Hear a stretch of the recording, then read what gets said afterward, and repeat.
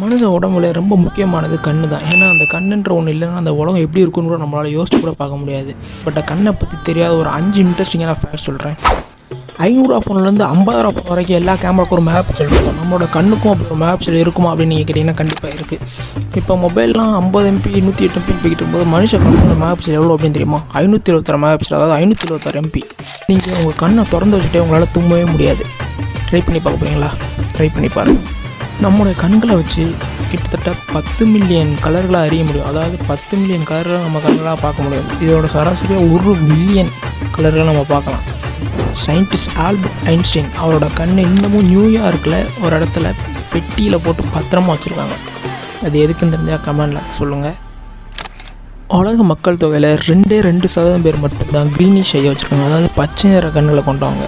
கேமராஸோட அதிக குவாலிட்டியான கேமரா ஒவ்வொன்றும் நம்ம மக்கள்கிட்ட இருக்குது. நம்ம கண்ணு தான்.